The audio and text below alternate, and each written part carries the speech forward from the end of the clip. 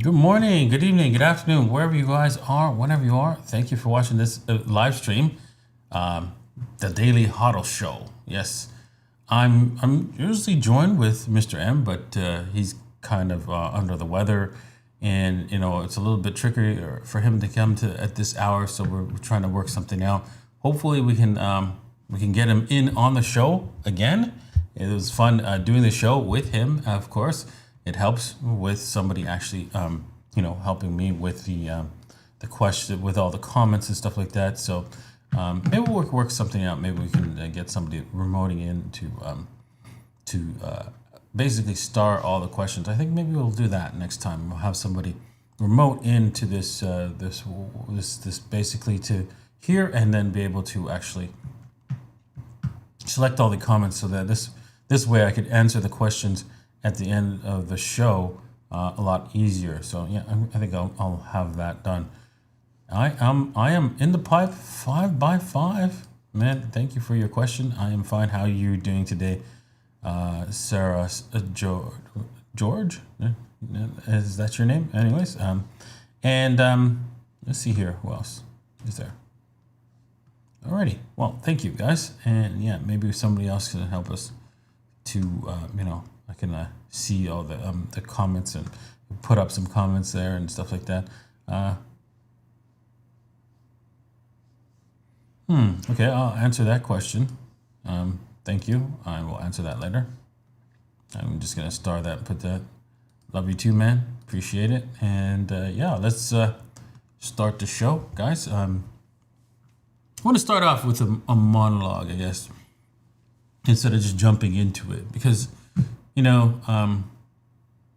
things are a little crazy, right? Bitcoin price is down, but it doesn't matter, right? It had to happen, right? One time or another, you knew it was coming, right? And the reason why it's coming is because the only way for institutional players to buy Bitcoin, because it's fixed in number, is with somebody selling it. That's it. There is no other way. And so, effectively, most institutions, not all of them, but most institutions have a policy in place where they do not buy up markets. Period. They only buy down markets. And with that policy in place, wouldn't it be incumbent for the person who is, in charge of purchasing of these assets to find innovative ways to get you to sell? Damn right. Not only that, right? He had that. Not only do corporations and institutional players that want to have Bitcoin they're not the only people who want a lower price. Of course, central banks. Why? Well, if you print money, right, for free to give to your friends, and you don't want that money to value to drop or people to run away into an asset that would actually destroy your ability to print money, wouldn't you want to manage the price of that asset in a lower price, especially since there is no corporation behind it, right? No company that you can I'll print some money, kill the CEO and wipe out people in that company. Can't do that, right? You can't expose this, print some money, expose the evilness of those people, right? Can't do that. You can't do anything except manage the price. And that's what they're doing.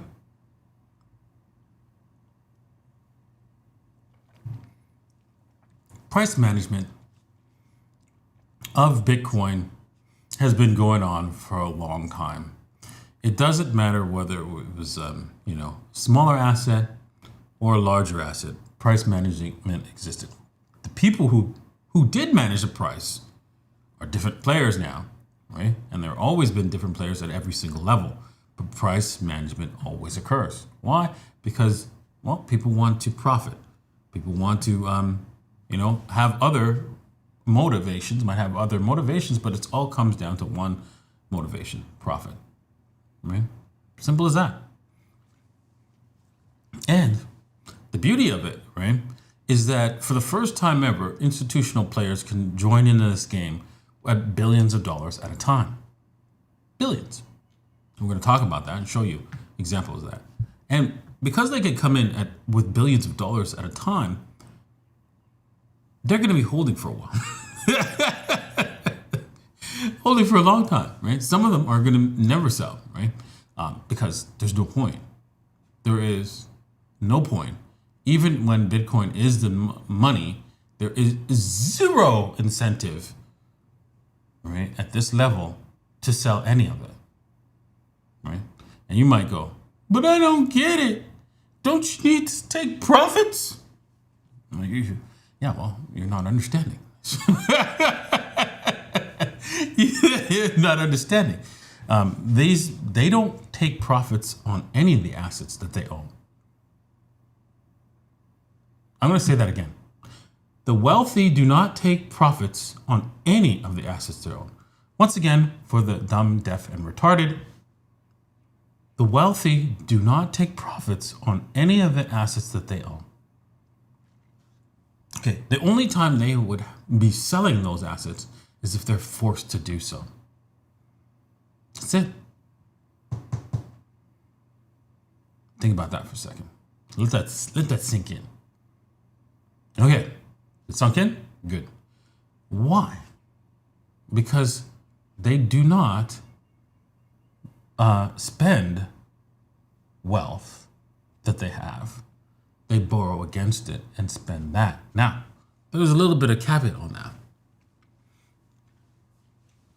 They don't just, okay, well, I'll go buy a Ferrari, borrow against my Bitcoin or my house and go buy a Ferrari. No, they're not that dumb. Right?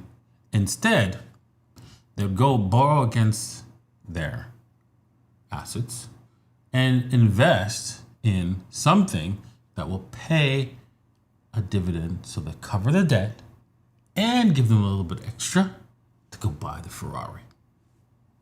Ta-da! This is how it's done. Right? This is how it's done. Now, it's more complicated than that, of course. There's lots of complicated moving parts. And you know what? If you're interested in doing all that, you have to join the school. Learning all that, you have to join the school. It's free, right? And join the school. And eventually, coming down the line, you will learn all there is to learn about the financial system and Bitcoin and how it plays a big part in that, in the new financial system, and how to manage Bitcoin for the future of wealth.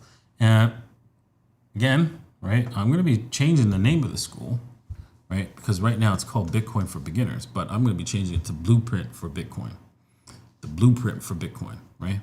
And I might take the I don't know, the Blueprint for Bitcoin or Blueprint for Bitcoin. But this is where I'm going to be focusing my time on, is to teach people who want to store their wealth for the long term and basically protect themselves in their future and know that their wealth is protected. And if they are strong enough, they know that they can die with that wealth and no one can take it with them. This is the first time in the history of mankind that you could hold wealth that no one can take from you. This is it. And the wealth will always increase in value. Why? Because Bitcoin is fixed in supply, and human innovation always reduces the value of anything and produce. Like, for example, when computers came out, right? They were very expensive and they got cheaper and cheaper and cheaper and better. It is what it is. And so this is human innovation. And your food at McDonald's is, although it's more expensive today, it's actually a lot cheaper than it was before if you price it in real money, which is gold or silver. You'll notice that priced in real assets, it's a lot cheaper. There it is. There it is. There it is. Try to get that through your head. Those who save in fiat money, there's a name for them. We call them poor. Okay? Now that you've realized, oh my God, I need to get some Bitcoin. What do? You head over to x.dj15.com and you choose an exchange and buy some. Right? You don't have to trade, but if you're wishing to trade, you can do so at any of these exchanges. And I can show you a lot more exchanges that we're going to be adding in this list. Okay. If you say Bitcoin's too expensive, well, I have a solution for that too. If you've got $10 to invest, right?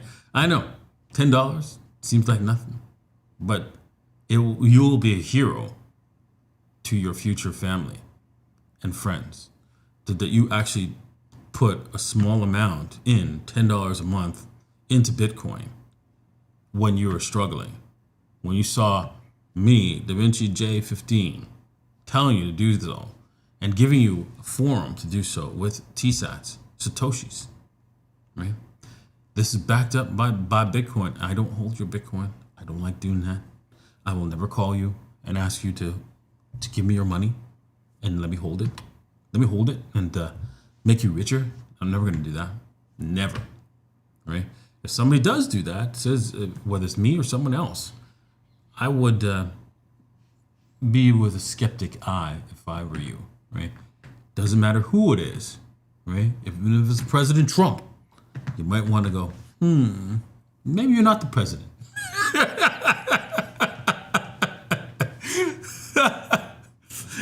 All right. With that said, hit the subscribe, hit the like if you're enjoying this video. And next show, actually head over to Mr. M's podcast. Right. Look at that. He's like moving up fast with the subscribers. I'm impressed with what he's doing, and you will be too. So make sure you subscribe to Mr. M today. Okay. Let's start off the news. Right. Crypto private key theft is now big business. Here's what you need to know. Private key theft has become an automated industrialized threat, highlighting the need for crypto users to remain vigilant, according to a report by GK8, a subsidiary of Galaxy Digital. Okay, so again, guys, I've been telling you, right? You have to be careful with your private keys and learn how to manage your own wealth. Again, we have the school. In order to help you with that, head over to b4b.dj15.com today to learn how to secure your wealth. That's how you're going to do it, right? Okay. All right, so there's going to be a lot of different ways to steal your keys because, well, you know what? As wealth moves away from the traditional finance into your self-custody, the thieves have to go after you directly. And they will. And so you better be ready. And you will be ready because you'll start off, right, with holding maybe crypto on exchange or through an ETF, and that's fine. But make sure that you have a plan to move off those particular platforms, so that you can own self-custody these cryptos. And it can be scary, but again, we have a school, we have forums where you can talk to other people in order to help you figure out what to do in the case of protecting yourself with, different methodologies, right? There's lots of different methodologies. For example, making sure that your one computer is for surfing the web and the another computer is for actually protecting your wealth. And if you can't afford multiple computers, that's okay. You can use virtual machines, which we can show you how to do. Okay. Cloudflare outage hits multiple crypto websites, social media, and channels. Okay, so here's the thing, right? This Cloudflare event, right, is probably a setup for some sort of like false flag collapse of the internet, and Bitcoin will still operate. That's the funny thing. So I want you to be ready for that, right? Because Bitcoin will continue to run, and because it's decentralized, and they'll try to point out how it didn't work, and it still works, but it's going to be fun. It's going to be fun when they try to pull that stupid trick, right? It doesn't work, right? Because there's satellites now transmitting Bitcoin blocks that are interconnected, right, outside the network. So what are they going to do? They're going to try to scare people. They're trying to freak people out. It'll only work on the plebs, right? So this is why the next big asset to invest in, if it occurs, and we're waiting for that, is a decentralized mass storage, where you can store websites and data and pay for it, and store that, and then be able to retrieve it without having to worry about some centralized server. This is not going to be a problem. This Cloudflare outage, Amazon outage, which occurred recently, not going to be an issue, because people will be able to access their data no matter where. And then the freedom of data is everywhere. Data becomes free and released, and no one could stop it after that. No one can stop the truth after that. So that's coming. And if that happens, right, that's going to be another quantum singularity next to AI, where we have, and you might say, well, wait a second here. These AI systems, right, they'll try to store their weights on, on the network. Yes, they're going to do that, of course. Yes. Right, and it is what it is, right? It's the good and the bad, right? So, yeah. Hopefully, the people building these AI systems, they keep them fenced when they're testing them. Okay. Solana prices dip despite Van Eck's new ETF entering the market. Okay. Solana prices, right, may be dipping, but the buyers, they're not dipping out. That's the crazy thing. I know it's only a few million here and there, but there's no negative numbers. Yes. Interesting. I like Solana because although it's more centralized than Bitcoin, it accomplishes what people want. They want a network that can do multiple transactions, crazy amounts of transactions. Solana does that very, very well. And so we can see that people are using it for that purpose, to create multiple transactions, right? I mean, the things I've seen happening on a Solana network, I was like, really? How? Like, it's just like unbelievable, right? That how powerful the Solana network is. It's like, damn, right? Sometimes online, might not go through, but the amount of transactions that are going on behind the scenes is just mind blowing. All right. Like, whoa. Bukele decides, hey, you know what? I'm going to up the ante. Thanks for the discount Bitcoin. He's like thanking you for selling your Bitcoin, because I know you did. Did you sell your Bitcoin? I know you did. And if you did, well, Bukele says thank you. And also he goes like this. Yeah, it's gone into his pocket. Oh, man. Did you guys hear that? Right? I'm just wondering. Oh, no, you're not hearing that. Oh, man. So let me see if I can fix that.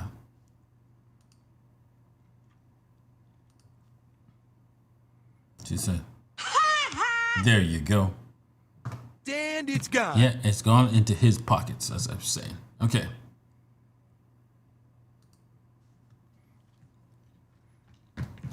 BTC 30-day demand change. Permanent address holders and ETFs. They might be buying a little bit. Oh, what did I say in the beginning of the show? Well, that's right.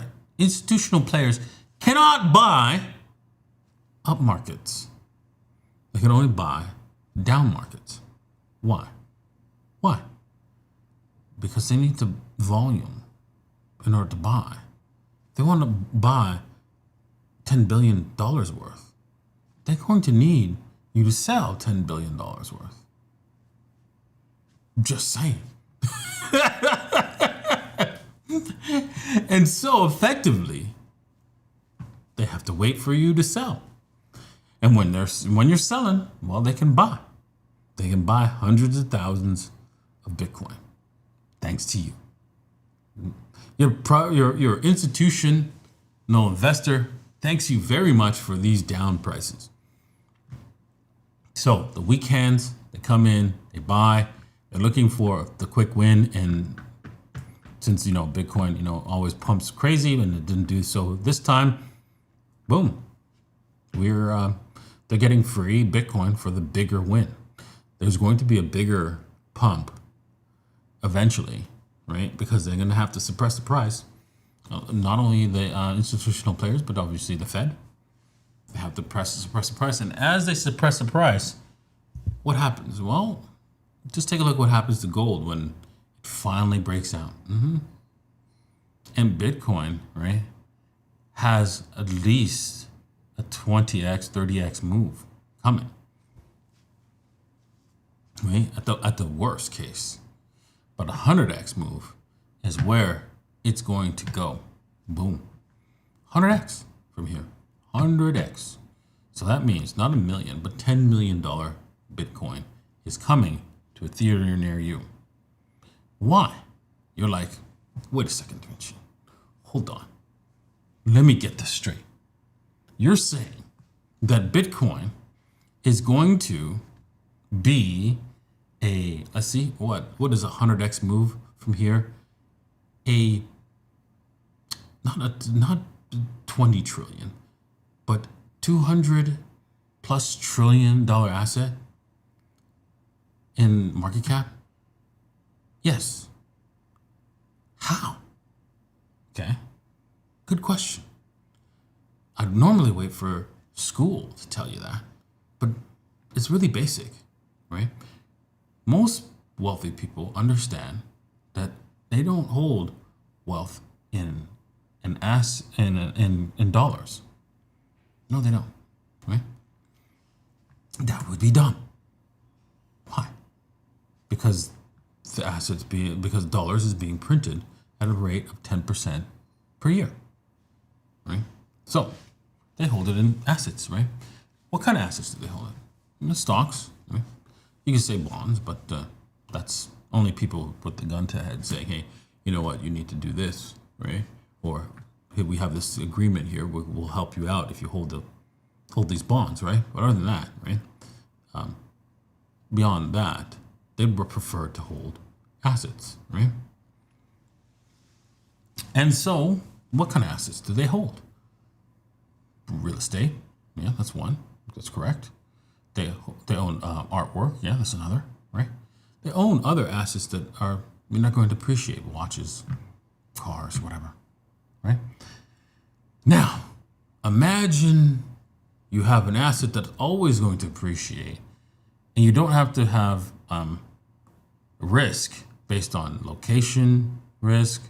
You don't have to have, risk based on, hey, you know what? Does somebody actually really want that in the future? Can I really find a buyer for this asset in the future? This artwork or this watch? You don't have to have all kinds of risks that physical assets have. All the risk is gone when you use Bitcoin. So now you have an asset that you know that no one could take from you. You could actually hold it yourself. They're probably not going to do that, but they can do that. They can actually have like certain rules in order to prevent the people who are holding it for them to so that they don't steal it. Now, with all that in place, does it make sense to hold real estate as a wealth storage vehicle? Does it make sense to hold bonds? Does it make sense to hold any of the assets that you currently use to store your wealth? No, not at all. Thus, all that wealth that's in the other assets, like mostly real estate, will come to Bitcoin because it's a no-brainer. Right? And it takes a while for people to make that decision. I know I did. Right? When I understood the financial system, it took me a while to sell all of my investments and move it into gold and silver. Bitcoin did not exist at the time. Right? It was in 2008. And I didn't know about Bitcoin until 2011. So I was an investor of gold and silver because I understood that was the best asset to hold for me that will hold my wealth for the long term. But then I found Bitcoin. And they will too. And it took a while for me to go all in on Bitcoin. But I did start. Okay. And Whale just bought $1 billion of Bitcoin. Who cares? It's like pennies. They're not going to move the market, right? They're buying, right? Someone has been buying Bitcoin every single day. What is it? 264 million. Again, pennies, right? In the scheme of things, right? When you're talking about where Bitcoin is today, right? Where 95% of all Bitcoin has been mined and is currently in existence. It doesn't move the needle, these large numbers. It's just because Bitcoin is in a large area now, right? It can absorb these movements of these large. Now imagine when Bitcoin was $1, $1. And 10 million was mined back in 2011. Like, where can this go? How can this even fit into that? Right? Let's say $10. You buy it all, and then have change? No, not really. You just move the price, right? That's all. And since you don't want to be the one moving the price, right? You're not buying. Period. You're not buying.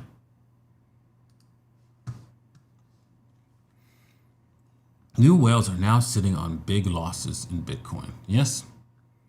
Well, they don't care. Whales don't care. We don't care. Right? Why? Stupid. Because they're in it for the long run. Bruh. Okay? They're in it for the long run. Right? They're not going to sell their hard-earned asset. Yes, there might be some people who sell because either they're forced to, right? Or they are not. They're just wealthy people who are just the average people who just buy something high and sell something low, which happens.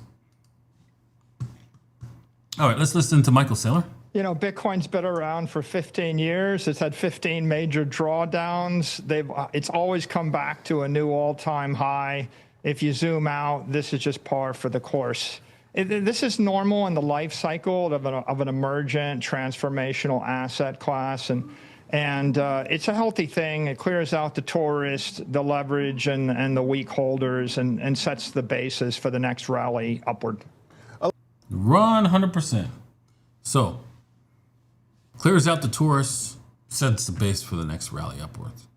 We're still going to have a little bit more down pressure, but these guys are not interested in the short term. They don't know if the people who are buying here are not wrong just because prices could go as low as 75K.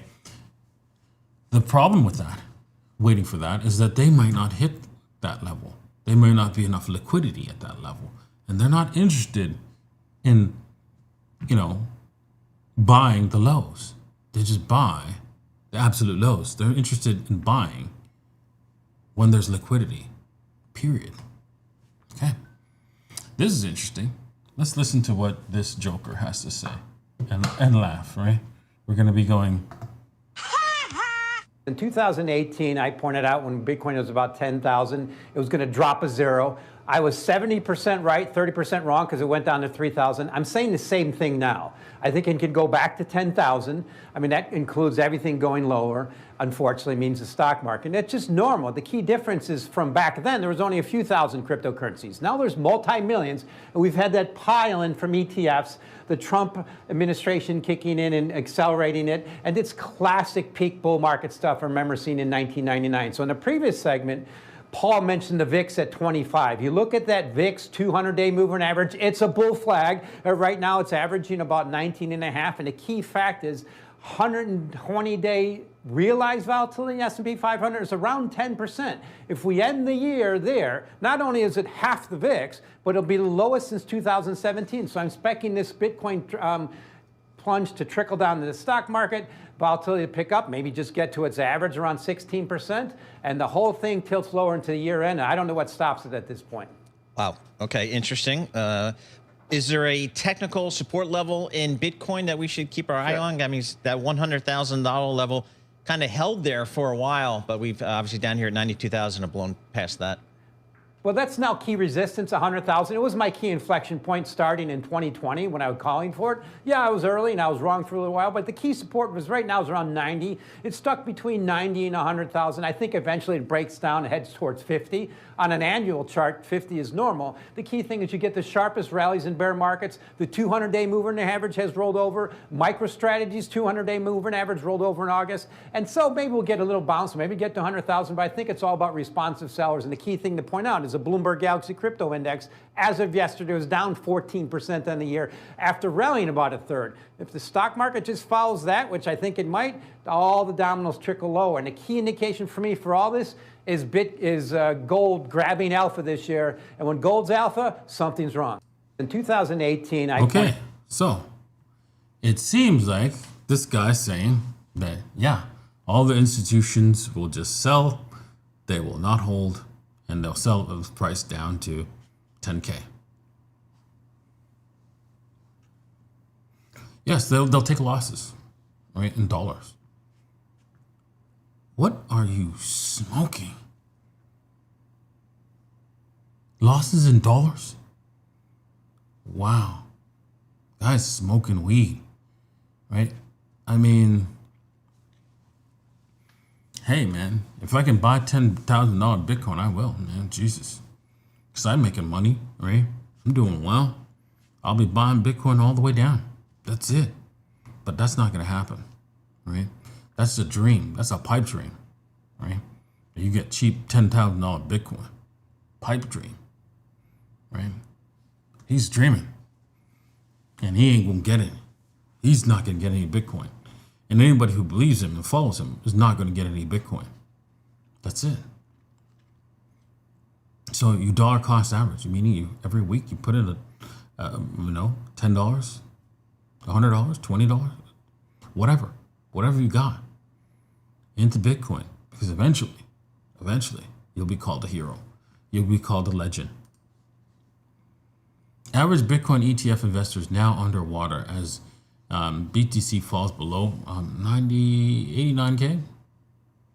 That's okay. It's okay. As long as the average investor decides to hold, they'll be all right. This death cross might indicate, yes, more meltdown to go, but not right away. We could go down a little bit, right, or further, like have a full wick down, and then pump extremely high, for just to really screw with the shorts, right? So the shorts, if you want to jump in on a short, you can do so, but yeah, I would definitely move your stops as it drops, right? Do not hold thinking that that Bitcoin will continue to collapse all the way to 50K or something like that, or 75K. It doesn't matter.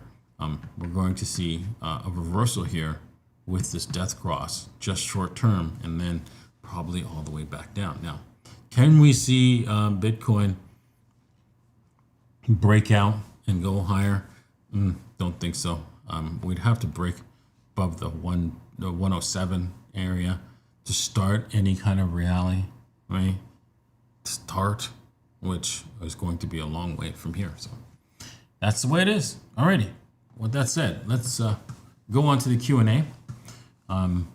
Let's see. I don't have many questions here, so I'm just going to go read through and see if I can find some questions that I can answer. We just started. Cool. Okay. Yeah. No, I'll answer this question.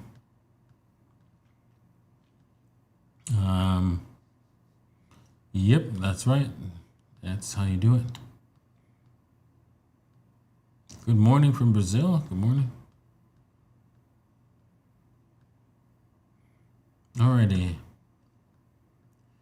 All right, guys. Since I'm starting the show in a new location, new time, look,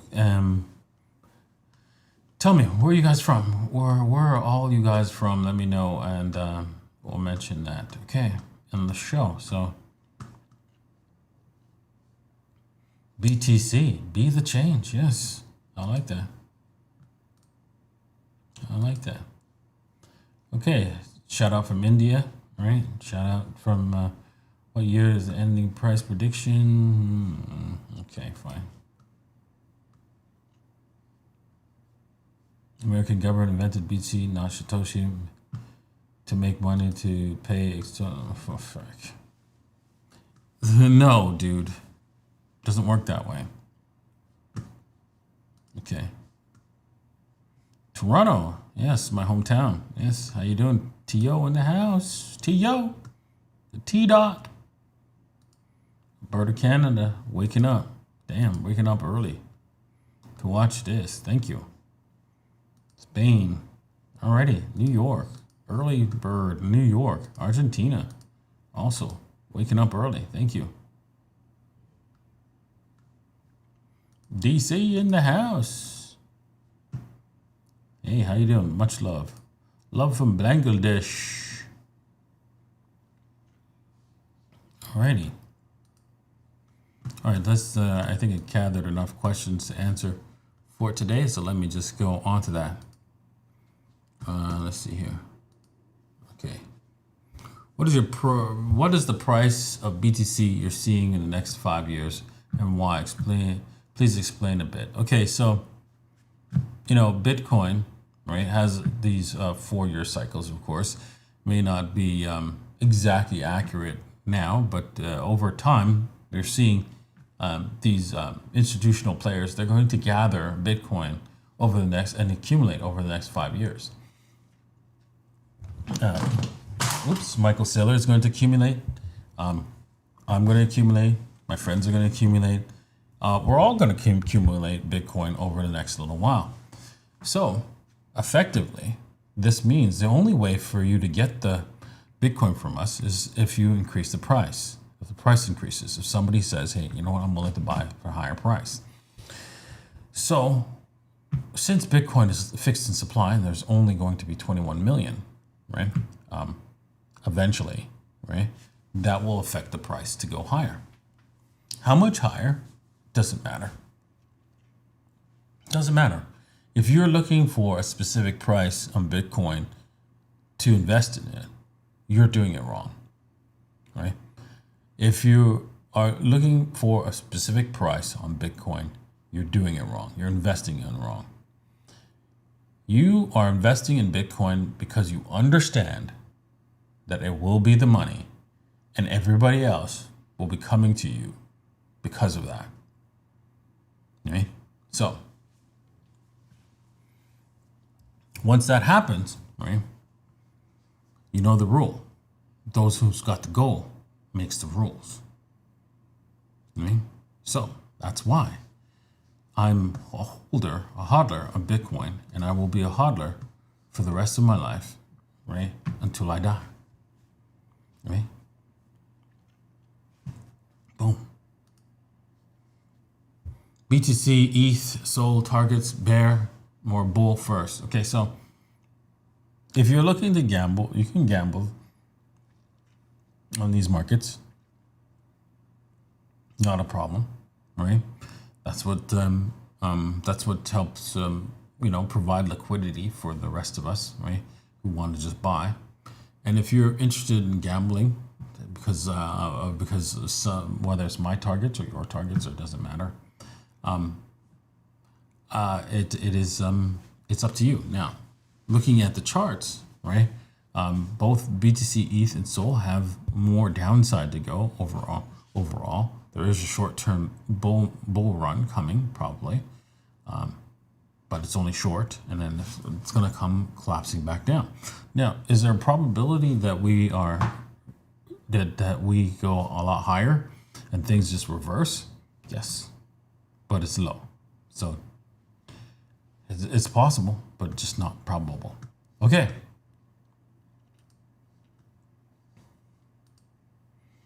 Is the Bitcoin rally Bitcoin just started? Yes, there's only 2% people holding Bitcoin.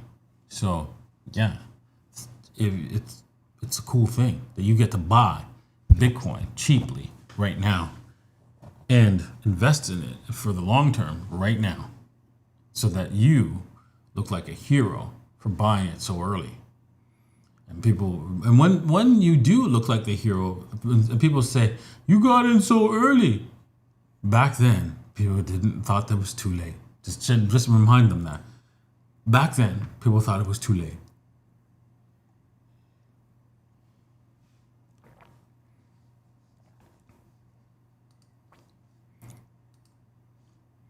It's simple. Yeah. DCA and HODL. It's the daily HODL show, man. Just HODL daily. And then one day you'll be, and they will be silenced. You won't know what to say.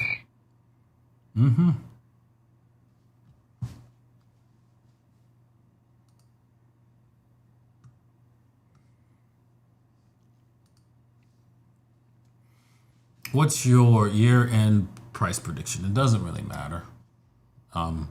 But if you just want me to give you a number, I'm thinking year-end price prediction, we might be in the anywhere from between the 80s and the 90s.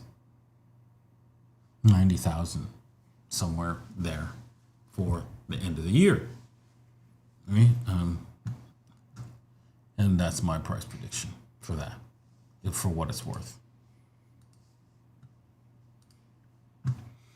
American government invented BTC, not Satoshi, to make money to pay external debt. Okay. That would be a bad idea, of course. Why?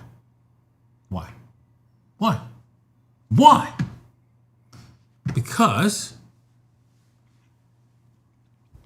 does governments ever stop spending? Tell me, do they ever stop? Have you ever known a government to stop spending until they go bankrupt? And even when they do go bankrupt, like for example, Argentina and Venezuela, they still freaking spend? Find a way to spend? It's not going to help, right? It's not, right? The only thing it could do, right? Can't pay off their debts because they'll never. The only thing it could do is allow them to reset the monetary system and base it off of Bitcoin, because they were the ones who created all those million coins, which unlikely. Why? Because money printing is what they do, right? And governments don't invent things, right? You're like, well, they invented the internet. Yeah, well, they don't invent things in the sense of like, hey, I'm going to produce something to make more money. No. Right? And so on top of that, right, it just doesn't make any sense to do that. Zero sense. Right? And when you are in the midst of cusp, let's pretend you want control over it, because control is the most powerful thing. Do you think you're going to have control when you have Bitcoin as existing currency? No, you don't. If they left the system as it is and didn't produce Bitcoin, they'd have control over all of us, right? Because you can't escape. In America, you can't escape with your gold, right? Because that's what the body scanners are there for. Not for to check to see if you got a bomb up your freaking ass. It's to check to see if you've got gold there. Okay? That's what it's there for. Right? So you can't escape with all of your wealth. So this is what the problem is that the United States has with Bitcoin. Okay?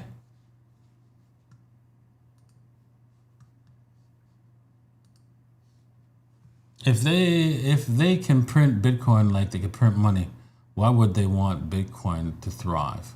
Exactly. Yeah. They can't print Bitcoin, right? And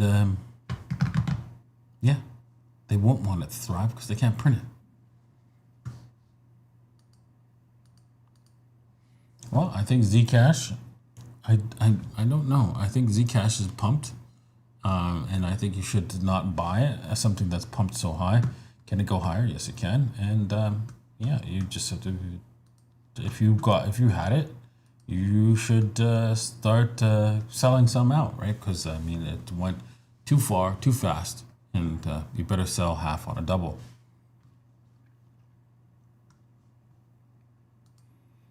Well, you know what? Any amount of Bitcoin is enough for a long term. Right? You just need to hold, right? And keep adding to that stack, right? It's better to hold, of course, Satoshis, right?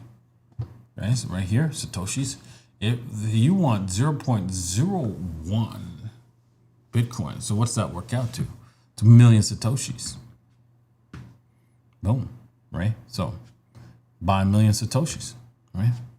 Then you can actually, what you can do on DeFi is you can actually earn interest on that, not interest, but you can collect transaction fees with Satoshis. Well, and if you want to know how to do that, well, honestly, you have to join the school. Right? That's how it's done.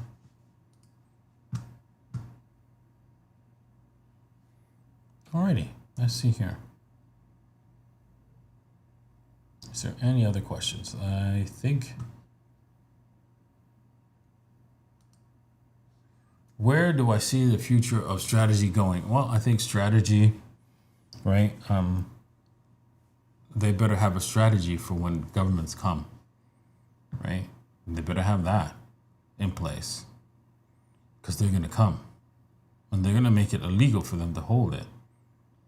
Right, and that those quantities, it might say in this specific quantity you cannot hold this much Bitcoin, blah blah blah. Yeah, whatever. So that's or something. Something's coming down the pipe, and so they better have a plan for that, or else they'll lose those Bitcoins long term, right?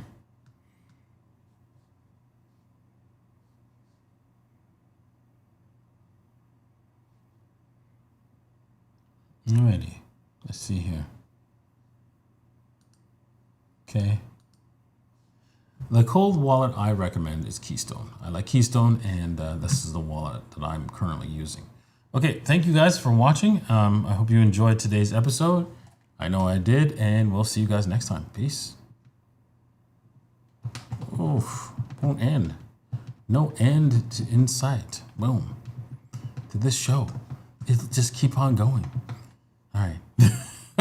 See ya.